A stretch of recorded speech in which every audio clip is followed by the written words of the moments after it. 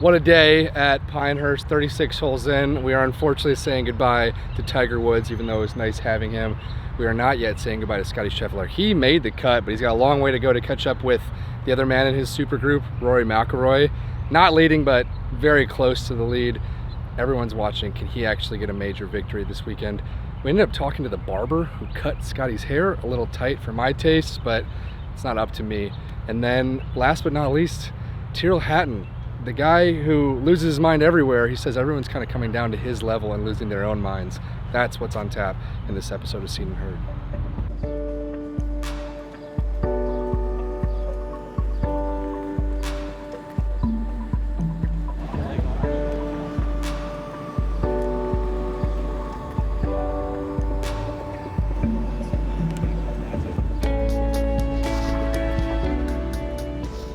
Following the super group, decidedly not looking very super. Rory just made a back-breaking bogey on the 9th. Scottie might have just missed the cut, finished at 5 over.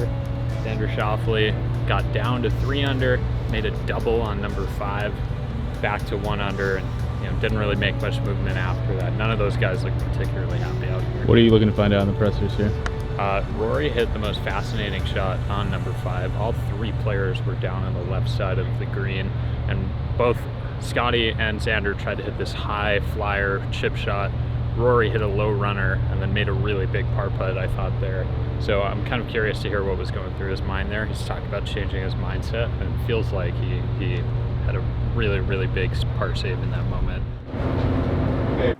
Yeah, that back left hole location on 5 is pretty treacherous, and if you missed it left there at all, obviously you saw what Xander and Scottie did. So after seeing their 2 attempts, I was pretty happy with mine just to get it over the other side of the green and get it up and down for a 5. But it's it's tough. You're hitting off a lie with the ball above your feet. It's hard for that, and the wind's a touch off the right as well, so it's hard to not let that ball go left on you with your second shot there. And there's going to be a lot of guys down in that left sandy area today.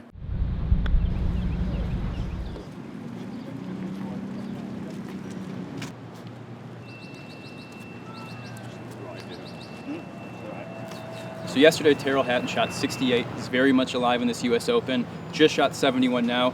But I'm almost just as interested in some of his viral comments yesterday. He mentioned that the U.S. Open is so great because everyone essentially loses their head with these setups. And he says, that's how I play every week when I'm losing my head. So I want to ask him about that, his demeanor, and what he just thinks about the course today. Down in front, Josh. Following up on the losing your head comment from yesterday, I even heard a volunteer mention to you on the 17th tee that they loved that you said that.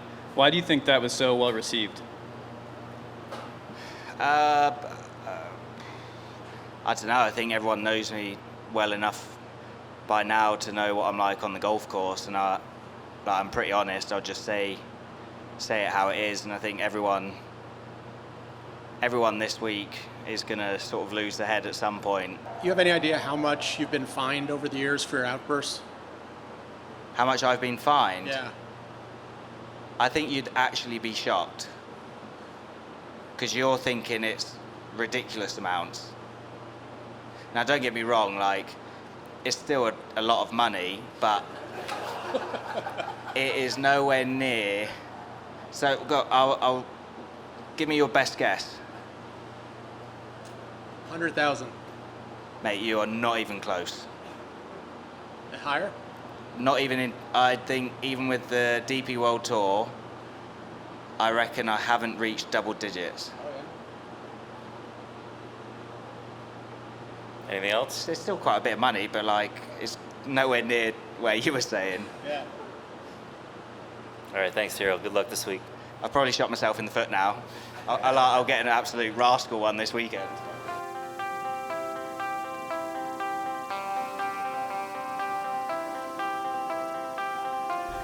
We are in the bowels of the Pinehurst clubhouse. What you're about to see here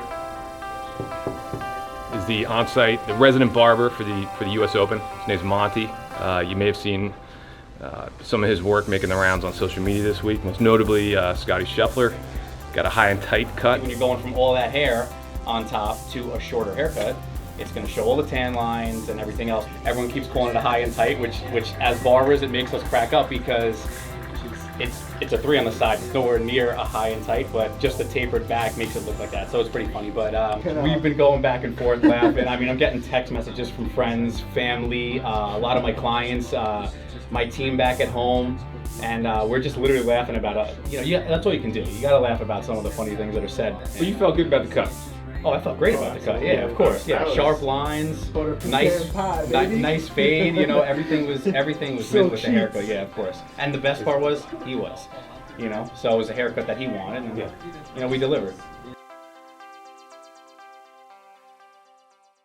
Fans seem to revel in seeing you guys struggle. Is there something about the sport, I guess, leads it to be entertaining, the struggle of it all? You guys going ping-ponging back and forth. Yeah, I mean, you're going to have super highs and super lows. I just saw when we were on 10, Seb Straka made a hole-in-one, right? Right behind us, and that was a high, super high, and it was really cool to feed off of that energy. And then, I see guys ping-ponging it around the greens out here, and it's like, oh, I don't want to watch that, So for the fans, it's great. It's super entertaining. I don't want to be on the wrong side of it, albeit it's going to happen a few times out here. And you just got to stay patient and focus on giving yourself the best next chance to make a putt or get it up and down or whatever it is. And then when something nice happens, showing the fans a little fun, giving them a wave or pulling the hat off or tipping the cap or saying thank you, whatever it is. Maybe a fist bump here or there. Just doing something to excite the crowd a bit. It's always fun.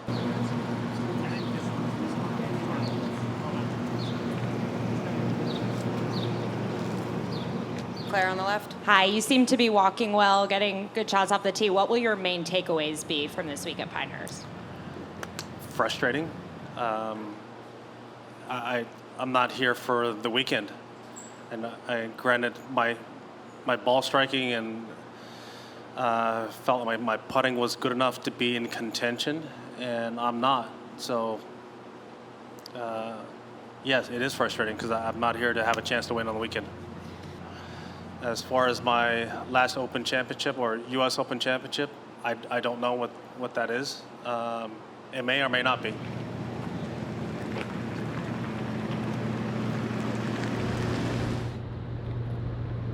His name is Ludvig Aberg. Playing easily some of the most repeatable, best golf we've seen him play. He dealt with a knee injury a few weeks ago. He said he's 100% pain-free this week, and you can tell he's hitting the ball a mile in the air. He's got all sorts of control, and everyone he's playing with is saying the same thing. This guy ain't no rookie. He's playing like it. Prior to this week, what would you say was the most difficult course you've ever played in your life? Prior to this week, it was Pinehurst because I played the US Amateur here a couple of years ago. Really? This course? Yeah, I think just with the way those greens are when it gets really firm, and just because you don't really have any bailout areas, you just got to take on the golf shots and see where it ends up. And then if you don't pull it off, you're going to have a really tricky short game shot. So I think it's a challenging golf course, but once again, that's the way it's supposed to be.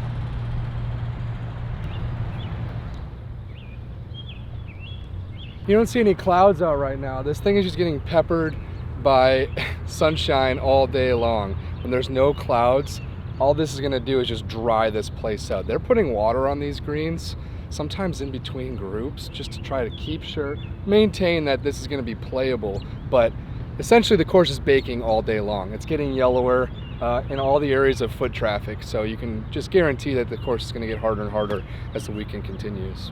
There's just not a golf course that you and I will play this year that has greens treating golf balls, I guess, this quickly. Like, the fairways and the surrounds are not cut so tight, so they're actually kind of grabbing the ball and slowing the ball down in some spots. But once you get on the green, the ball is just not staying put for any second. It's just moving. They are running so quickly that this is not something that you and I are used to. And gone.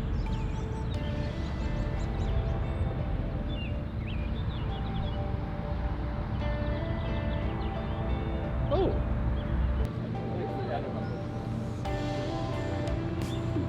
When they say it's the toughest test of golf, I think that's what you can expect. You know it's going to be grueling every day, and it doesn't matter what hole it is. It's going to be tough out here. So, so far I've been up for the challenge.